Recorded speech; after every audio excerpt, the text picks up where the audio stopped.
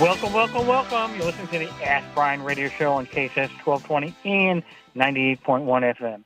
Well, we've been doing this over 8 years, over 8.5 years, and each week we try to help business owners learn something about business.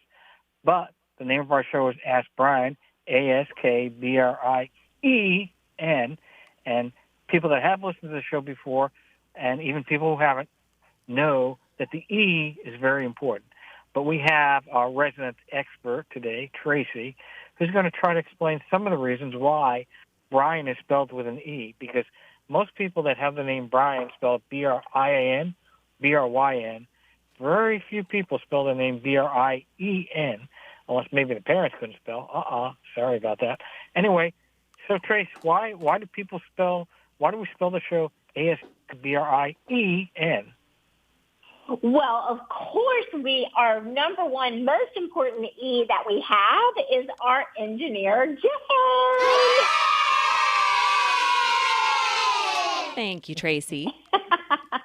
I feel like we have the same audience every week. We do, the same excitement, yes. The same level of enthusiasm that we have. Yes, that is for sure. But it's not just enthusiasm, it's all about excitement. Oh wow! Yeah, wow, that was great. We just jumped right into that one, didn't we? And I knew I did it when I did it, but then I'd already done it. Does that make sense? Yeah, it was too late. Although it doesn't have the same effect when he's on the phone, so that's good. Unfortunately, the fact is I do understand. Well, and I will say that understanding is important because we also really like empathy around here. And that might be the first time in 5 years that I've ever heard you say, I understand. So congratulations on your empathy. I understand that narcissism is great. Yeah, I understand that narcissism is not great. So once again, we agree to disagree. All right. Well, let's get down to the brass tacks. That education is definitely one of the pillar foundations of our E's, if you will, and we do that education through you and your co-hosts like myself. We bring experts on. Our experts are just really, really experienced in their fields. In fact, you make me do math that talks about it at the 10,000 hours, at 40 hours a week-ish, over 5 years-ish. But Peter, you and I both know that when you're doing a startup as an entrepreneur, you're definitely putting in more than 40 hours a week. So I'm saying that takes probably about 3 years to get those 10,000 hours versus 5, right? Probably 2.5, but yeah. And so then let's see, there's education, there's experience, there's entrepreneurship, there's empathy. What are we leaving out? What did I not cover? Well, even though you talked about it in a variation, you never said the word expert, okay? You didn't use the word expert, did you? No. I did use the word expert. Yes, I did, but that's okay. I'll let you have that one, but yes, I did. You went through the analysis, but you didn't express what they are. And then Jen, can you tell him that I said expert, please? And then what about yes, I will. Yeah. Incorrect, Peter. What about excellence? Excellent. Okay, I did not say excellent, but I have a witness that said I had. She did. That I did say expert, but no, you are correct. I did not say excellent, and it is excellent that you pointed that out. Well, that's because I always got in school. I always used to get E's for excellence. Yeah. In my class report cards. Yeah. Anyway. Well, the E also comes before F, too. Did you get any of those? No, but I had a lot of ego, which is another E. Ego. Shocker. Just shocking. But E also stands for effort, because to make a success, you have to have effortless accountability. You have to continuously go on and on and on and on. Oh, yeah. Oh, my gosh. Okay. I have every ability to be able to go on and on and on, and you never told me that was excellent. No, I didn't say it was excellent. I said it was effort. EFF. Yes. Or effortless. It's more effort not to go on and on and on like we're doing right now.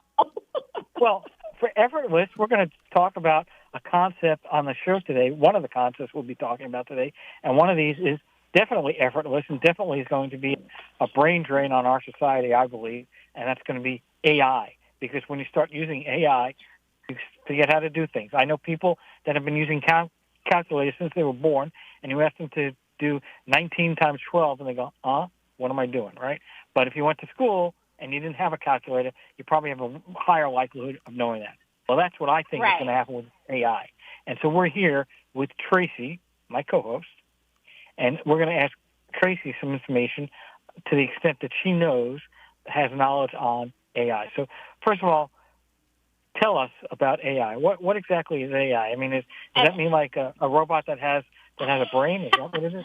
Okay. Well, I just want to tell our audience today before we get into all this that I am not an AI expert. However, what I do understand a good bit about, which we can dig into, is why it's very important to understand AI in the ways that are about content creation, are about getting how you're showing up in Google searches, and all of the things that are important when people are thinking around like how are they marketing their business. So I just want to be really specific that the AI direction we're going to take today is going to be focused on marketing and content creation and sales, because that's the area that I'm an expert in. How's that? Well, that's pretty good. All right. Now, so what do you know about AI? What can you tell us about AI content creation? What I can say about AI content creation is a couple of things. And one is that it's and we're off the E's now, but I'm being 100% serious when I say it is a very efficient way to create content for your business or for your brand. But like with anything, you have to still be the expert. Like I think one of the things that is starting to happen and that we're starting to see in the content creation space is that people who might not have ever been an expert, let's say in something like podcasting or finance or law, like yourself, like they can go in and if they know a strategic way to prompt the AI, that they can create briefs, or they can create online courses, or they can create scripts. But here's the thing. If you're not actually an industry expert, you're going to have to make sure that you do understand what the AI is creating. And so editing is incredibly important, but you have to start with the foundation of using AI in the areas that you know the most about. And that's why I was saying at the beginning, like I'm not an expert in AI, but the areas that I am an expert in, AI is a great supplement to content creation. And so I don't know if you've run into anything in the legal space, but you know, you're seeing things now where people are creating legal drafts of things because they're going into AI and they're saying, think like a lawyer, and they're having people write like legal contracts, but that doesn't mean that those contracts are accurate. That's the key. They're not replacing the industry experts. Well, I think the biggest key you hit on, which is the next section I wanted to ask you about, was accuracy. Okay, first of all, ChatGPT is, so it is a program, and I'm a little, I don't know if you even know the answer to these questions, but I believe that ChatGPT and all the other artificial intelligence languages, they are created by humans, and humans create this information, and they're doing searching and trying to find the answers to these questions. But they could just as easily go to a website that says, Michael J. Fox was president of the United States, and if that's where they're gathering the information from, the sources, they could be putting misinformation into the AI and creating bad information there. I don't know if you have any knowledge about that, but that was one of the thoughts I had was, how do you know the information is accurate? It may not be accurate. And if it's not accurate, then any of the information that is based on inaccurate information is going to be wrong. And that's the same thing we have even in society today with news. Many people listen to many different types of news programs, news stations, and one person will come up and say something, well, I heard this and I heard that. And because there's so many sources with the Internet now, so many sources of information, you can look at the wrong information or look at information that is not even reliable. And if it's not reliable, then all of the answers to that information are not going to be correct. If you have a premise that says all elephants are green, okay, well, then you write a story and you ask AI to do that. If that's what it's pulling from, well, guess what? The green elephant did this and the green elephant did that. Why?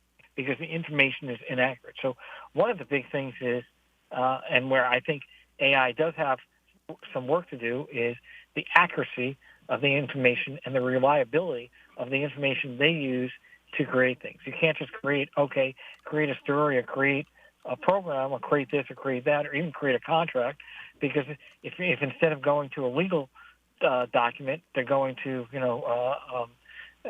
Mary Jo, who was a barber who always wanted to be a lawyer, and she creates some information, puts it on the Internet, and that's where they're gaining the data. Well, it's not going to fulfill everything, correct? Yeah, no, it is. And I just think there's still so many unknown variables about that.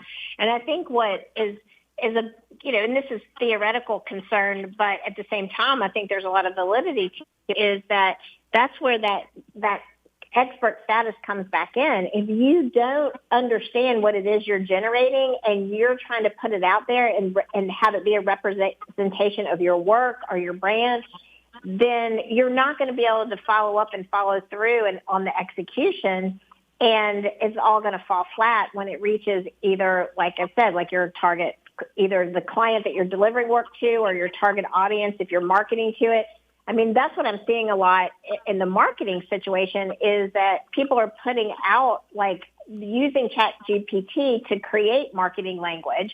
Then they're putting it out there saying that they can do this and this and that. But then once the client actually starts working with them, everything all sounds good if they hear it, see it, read it. But then when they're actually working with the client can't deliver on that because they didn't even understand what it was that was written that they put out there.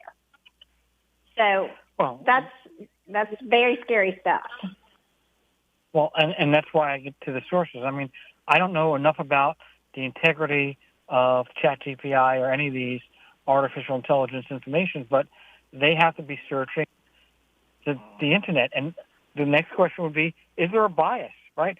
Are they only looking, so if the program was created by X or the program was created by Microsoft or whoever created that program, are they using AI sources that are more geared towards their Google search? So, for instance, if it was in fact created by Bing, is Bing looking at their sources versus the Google sources, which may have a different hierarchy in determining what information is going to come up or in more prominence when they create things, right? That's an issue.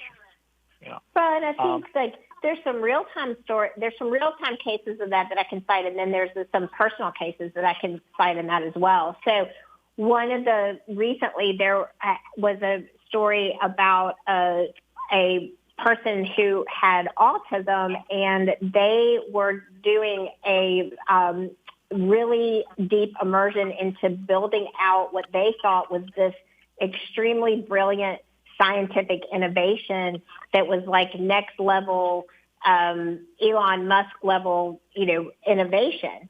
And as a result of the ChatGPT bias, which the bias in this case was that it kept regurgitating and repeating and validating the opinions of this person. And this could happen whether this person had autism or didn't have autism. It just happens that the person that the story is about did. And so, to your point, it was taking the search history that individual had initially started with, and then they kept asking it questions like, are you sure this is right? Are you sure? Is this the most innovative thing that you've seen? And instead of it putting back and kind of questioning and challenging his theories, it was acting as a cheerleader or like a therapist or like a more of a life coach, and not as a skeptic or somebody who was challenging the innovation. And it ultimately ended up causing this person to have mental health challenges because he had thought that he had literally built this like world game-changing innovation, and none of it was built on any solid foundation whatsoever. And his level of disappointment was excruciating. That's a lot of adjectives you got there. Anyway, I know. And an E, excruciating. Wow. So I didn't want to get into this early, but I do. We have about 4 minutes left. So how can you use AI for creativity in YouTube and things like that? Because that's a little bit different. Creating AI, going to Google and typing in AI for, how to create a legal contract to sell brushes, okay, they can look for information, get that. But it's a little different on sound. Do you know anything about sound creation for AI or how that works?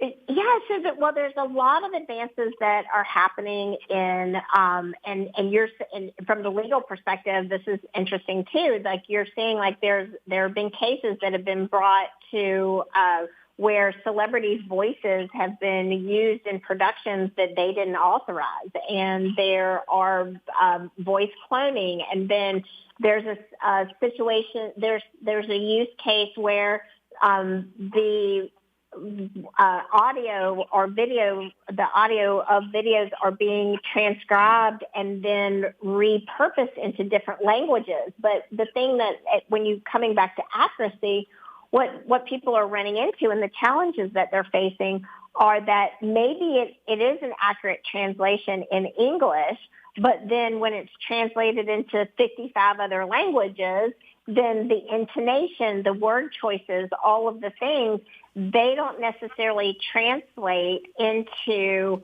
what would be an acceptable way to phrase something in, let's say, the Japanese culture versus the U.S. business culture, right? So if you, one of our clients has a podcast, and the entire focus of the podcast is about educating Americans how to advance and grow their businesses in Japan. Well, one of the things that we explored for them was having a translation of the podcast, but it wasn't anything that was it's not viable yet because of the way that the words might be translated from English to Japanese is not going to translate culturally. So that's definitely one of the big challenges people are facing is the technology is there to do it, but the accuracy, or even if it's translated accurately, it may not translate culturally.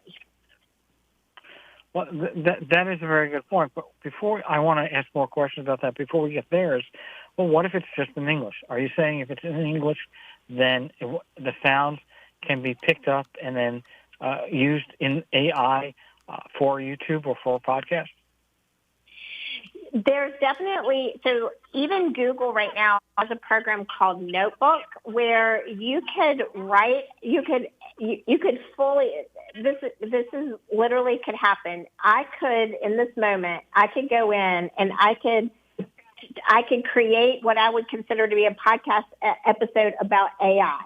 The chat GPT could create for me a content outline, then it could write a script for me for a first episode. Then there's a program called Google Notebook that could then take that script and then it would generate a dialogue between a male and a female voice that would sound like a radio show talking about what we're talking about right now. That is 100% possible and could be generated before we even finish this show. Okay, so I have an assignment for you, if you can help, and I'll work on it with you. Before the end of this year, I don't know when, I want you and I to create an Ask Brien episode with AI. Okay. Well, I can probably do that before the end of this episode, but I'm not going to. Right. So we have we know how the beginning's going to start out with the E's. So we have hundreds of shows that we've done. If we've done 45, we do 52. So let's say we do 40. which is very, very low, 40 a year for 8 years. You've got 320 episodes. It should be able, with 320 episodes, there should be enough content there to try to create the type of people, the type of questions, so we can have a fictitious guest talk fictitiously on an Ask Brien show. I would like to try that once. Not every show, but just one time, just to see how it works. And maybe we don't need to do the whole show. Maybe we'll just do a 10-minute segment. But that would be curious to see how that would work, and see how far off it would be. And then we could go and analyze it, and then through the questions for that 10-minute part, we could say, well, these are the questions I really would have asked, and just kind of see how far off we are. So that's going to be our science experiment. However, we're going to be taking a break, because you're listening to the Ask Brien radio show on KHS 1220 and 98.1 FM, and we'll be right back. All right. Tracy, I sent you a photo of where I am right now. Anyway, getting back to content creation, okay? I mean, I don't know when we came up with this. Content creation has been around forever. I mean, when people wrote books, I mean, Shakespeare had content creation, right? I mean, we've had content creation definitely since the Gutenberg printing press, right? We definitely have that. And, the rooster's looking at me. Wants to see if I'm checking them out. All right. Cock-a-doodle-doo. All right. He's probably saying, don't touch my chicks. All right. Yeah, I just created content creation. Peter, have you been having a liquid lunch or something? I was going to ask him, but I'm glad it was you and not me. But, yeah, I don't care. I'll ask him. I was like, what in the world is he doing talking about cockfights and roosters, and protecting the chicks? Wow. I'm like, what is he trying to say? Yeah, you got to go to Princeton, man. Anyway. So content creation can be done by AI, but there are other ways. Humans can actually create content, right? How is that? I mean, that's just writing. I mean, we've had writing since Aristotle. We've had writing. The Bible is a writing, correct? I mean, there's always been content creation, all right? What content creation, how is content creation different now as opposed to a book in terms of trying to create, a salesy approach or something for a business? Yeah, well, I mean, that's a good question, but I think the thing that you have to really think through is what is the role, more so than what's the differences, is really about what is the role content creation is playing now in business ownership and to grow businesses, which is more important than it ever has been in any other phase of marketing strategy, because traditional advertising and the things that, it used to be like if you wanted to get a word out about your products and services, if you had a really great budget, you could do TV and a Super Bowl commercial. If you had a smaller budget, you could buy an ad in your local newspaper or magazine. And that was how traditional marketing was done. Or, our favorite radio was very powerful to be able to be on a radio interview or to run an ad on the radio. But now the whole concept of content creation is changed, and it has become the entire ecosystem and the engine for how people market their businesses. And if you are a solo entrepreneur, especially if you are a small independent business owner, it can be extremely overwhelming to keep up with not only just the sheer volume of the pieces of content that you need to create, but also keeping up with all of the algorithms of social media and what are the strategies for posting them. And not everybody can afford to hire a team to do all of that. So I think that's where the AI comes into play, that it can help with it being more efficient. So I think, you are being very noisy right now. Just so you know. I didn't say a word, so I don't know how it's noisy, but maybe it's I know, but so I think the first thing you have to think about with content creation is your why and your purpose, and really just understanding it. And you've got to know, as a business owner, it's no longer a nice to have, it's a need to have. And so what does that look like for you from a strategy perspective? I think that's where you would start first with content creation. And then the next step would be, okay, especially if you're a small business owner, it's like, I'm only one person. How am I going to create enough content to put a podcast out on audio, to have a YouTube channel, to post on social media, to optimize blogs for search engine optimization, to keep my website fresh? Like, you're a small business owner. I'm a small business owner. It's that in itself could turn into our full-time jobs, and it's not our full-time job. But if we want to be able to compete and market our businesses, we have to have a strategy around how to do that. And that's probably the most important next step, is once you focus on your why are you creating the content and who are you doing it for, is then how can you do that in a way that's not taking all of your time, all of the time, all of the time, all of the time. Well, that's an excellent question, because as everybody knows, there's 168 hours in a week, right? You knew that. And, by the time you get done with sleeping, okay, and eating and doing a couple other things, how many hours do you have in a week? So even if you had 80 hours in a week as an entrepreneur, which is a lot of hours, but even 80 hours in a week, you still have to figure out, you have to create your product or sell your product. You have to create this content that you've just imagined. So how do you figure out what the optimum balance is in determining how many hours in a day? So let's go with just a standard 40-hour week, okay? And you have this product and you're selling widgets, right? You're selling widgets. Well, widgets is your main business. Okay, I don't know if it's a product or a service, but you're going to have to sell that, right? Well, let's try to create a creative or budget here of our time, right?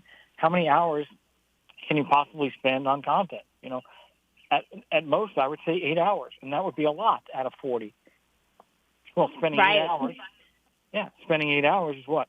Figuring you're working 6 days a week. That's a little bit over an hour every day on something. And, you can't just create and start writing. You have to put down something on paper. So I would think the first thing what we're going to do when we get back from our break is creating the optimum schedule, including creativity, for your business, because that's one of the things we want to go. We're going to take a quick break. We're going to listen to the Ask Brien Radio Show on KHS 1220 and 98.1 FM. But our entire show would not be possible without our sponsor, Legal Steps. Jen, take it away. And we want to say thank you to our sponsor, LegalSteps.com. It's spelled LegalStepz. That's with a Z.com. And when you log on to LegalSteps.com, you'll see that it's basically there just to kind of guide you through the process of starting your own business. You've got this great idea, but now you're kind of paralyzed, really. Where do I even start? Well, LegalSteps.com is the exact place where you start. And it's very easy. They guide you through, like I said, kind of hold your hand through it. And you go through each course. There's a couple of different courses you can take. You can register a trademark course, form an LLC, form an S corporation. And as you're going through the course, you can pause it. You can rewind it if you didn't catch something that was just said. And the best thing about it, I think, in my opinion, is that you can see your legal expert on your computer screen. You're watching a video of them as they're guiding you through each part of the lesson, if you will. And so I can see what my legal expert's looking at. And I know that, oh, great. Okay, perfect. I just answered this question the right way. Sometimes the legalese can be a little confusing. And so once I see that my legal expert is kind of guiding me through that and helping me answer the question properly, then I know that I'm in the right spot and I can move on. I also love, like I said, that you can pause it, rewind it. I was taking notes. I was highlighting. It was really, it was nice to not have to worry about, oh, geez, I got to be somewhere right on time for this course that I have to take. I was able to do it on my own schedule. On a Saturday morning, the house was quiet. I just kind of sat there, had my coffee, and was able to work at my own pace, which I think is very valuable.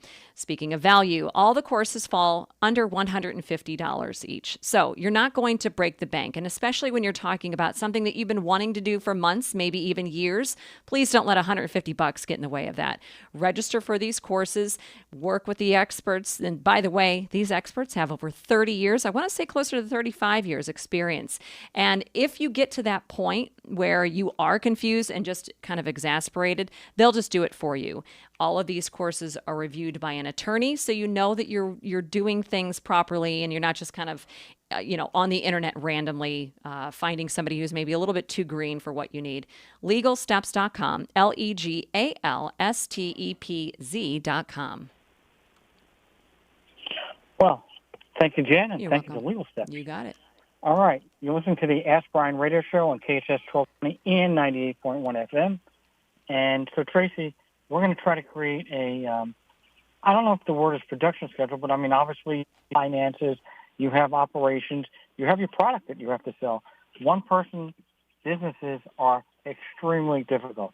It sounds great, but really, really hard to pull off. And then as you start to hire people, then you have an added problem because you've got to now deal with employees and or independent contractors following their work, managing their work, making sure that it's getting done on time to the same standards that you have. Nobody's ever going to be as good as you. Nobody's ever going to be as good as myself when we're doing work. So you always have to understand that you're paying money, and at the same time, the quality is probably going to be a little bit less in most cases. So there's a lot of stuff going on in trying to balance running your own business. And as you grow your business, that doesn't make it any easier. That just means you're getting away typically from what you're normally doing. So if you were a content creator and you're growing a business, now you've got many, many people there that are also doing that. And so maybe now you've broken it up to, sound media and written media, or social media and blogging and other things, and newspapers. And, one of the things we've never mentioned in our conversation about AI and growing businesses is publicity, right? Publicity, to me, is a great way to get information out to the public and can be just as successful for SEO or AI for a temporary period of time, not for a full-grown schedule, but certainly at moments when it hits, that moment it hits is something, like an explosion in terms of marketing. So what are your thoughts on creating this balanced schedule or budget for your time? Yeah, all great questions. So I think that, where you want to start has to do with two very specific things.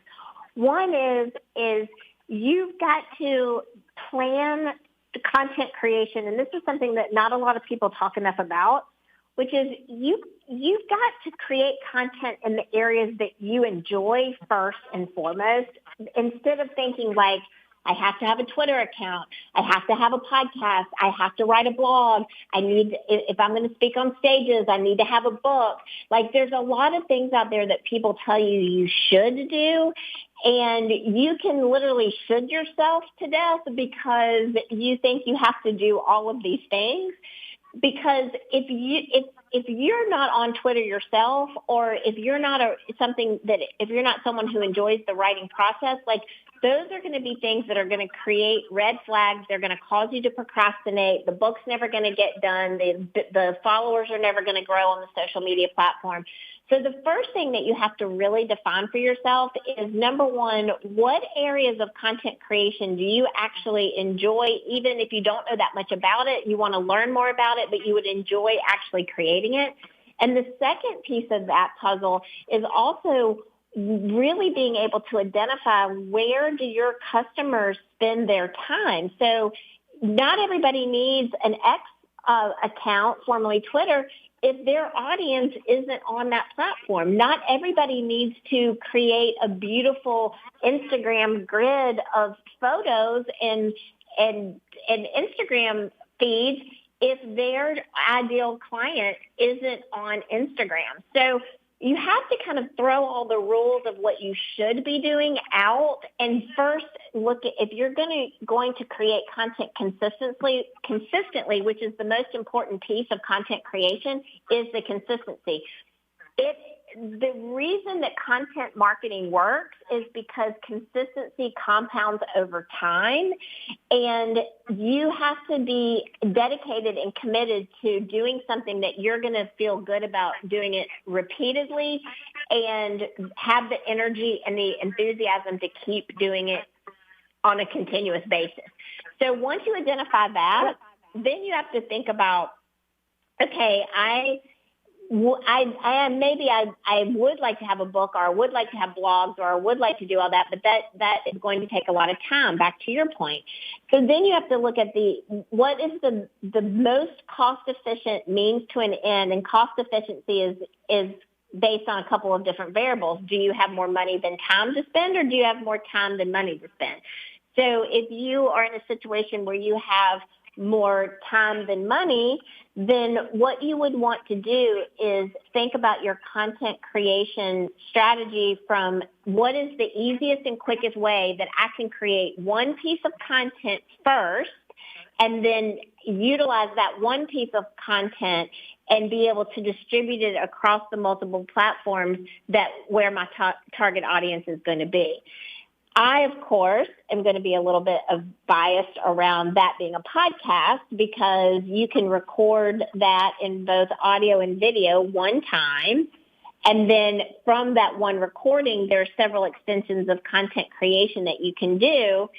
And that one piece of content that you record can then be transcribed, and that transcription then can then be used to write a blog post. It can be transcribed and written into individual social media posts. It can make vertical video reel clips. It can be posted on multiple different platforms. So that's so efficient, because you're only investing the time that you spend to record that piece of content one time, and then there's several ways that you can repurpose it.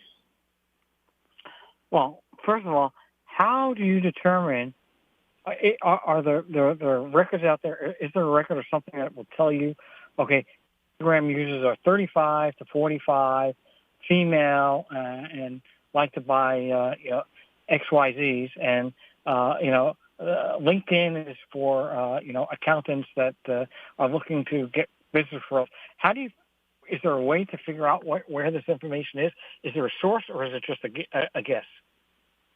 In terms of where your audience is engaging, or? No, to determine which. So, for instance, Instagram as an example, right? How do you know if the best spot for you to be on, if you only pick 2 out of 7 different social media places to be, just not all the time, even if you're repurposing, how do you determine which ones that are the best for you? So are there demographic information available for each of the social media sources to see what the people that are on those platforms, who those people are mostly, and then you using your own internal audit, and or if you're a brand new business that has never done anything, who you think is your audience, to determine which place is the place to be. Yes, all of those tools and resources exist, but that's actually a really good use for ChatGPT, for the artificial intelligence, because that's an area where you could start the research by going in and saying, I have a product. It's marketed towards women 25-54 who live primarily in the U.S. They buy online. Like, who your customer is, and you put that data into the ChatGPT, and then you ask them, think like a social media marketer, what are the best platforms where I can reach my audience? And then it will provide you with that data. And then how do you, it's okay after you've been around for a year and maybe have your first 10 customers or 100 customers or 1,000, that's fine. But you're kind of guessing in the beginning, right? If you're selling the widget, right? You don't know where the widget's going to sell. You don't even know who your audience is. You're guessing, right? I mean, obviously, there are some easy things, right? If you're in a purse, if you're selling a luxury purse, well, you can try to get a lookalike audience for Louis Vuitton or something like that, right? Or if it's just a purse in general, you might be able to find out where people that have purses, what social media platform they're using. That's kind of standard and a staple. But if you've got a new product or a new service, it really is a guess. And so how long do you think you need to take that time? Oh, actually, I just got a note. We got to take a quick break. You listen to the Ask Brien Radio Show on KHS 1220, 98.1 FM. Welcome back. You listen to the Ask Brien Radio Show on KHS 1220 and 98.1 FM. Well, the show is almost over. We do have a couple more pieces of information we want. So we were asking Tracy before the break, if you have a product that like flowers, okay, you can go to ChatGPT and ask them where to sell flowers, but they're just going to give you most of the information about flowers and how they're sold predominantly, but they're not going to tell you where Instagram or what's the best social media platform, I don't think. Now, if you believe differently, let me know, but how are we going to do that? Well, every person's business, whether they're a professional service or they're launching a product, they have, in all likelihood, they have done some level of research on who is going to be the ideal person to purchase their products, whether or not they've given samples to families and friends or local businesses at local events. They've ideally at some point before they start actually selling their product, even if you were baking empanadas in your kitchen and started selling them to local restaurants, you're going to have a good idea of who is the person who's interested in your product or service. And then it's at that point that that would be your very core target audience. And then you would expand beyond that and grow that from there.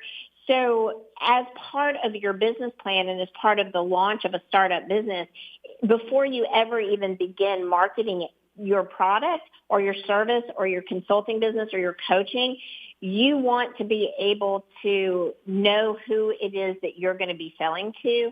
And that is definitely, that's where you would work with a startup advisor, or you would do a focus group, or you would do some A/B testing and funnel in that direction and get data, because data is going to be the most important thing. No amount of artificial intelligence, no amount of fancy PR agency, no publicist is going to be able to solve that problem for you if you don't already know the answer to it. So I think that's a great point for you to bring up, is that before you can even begin a content creation piece, you got to know who it is that's going to read the content, listen to the content, watch the content, engage in the content, that's ultimately going to want to continue that conversation with you and become a client of yours.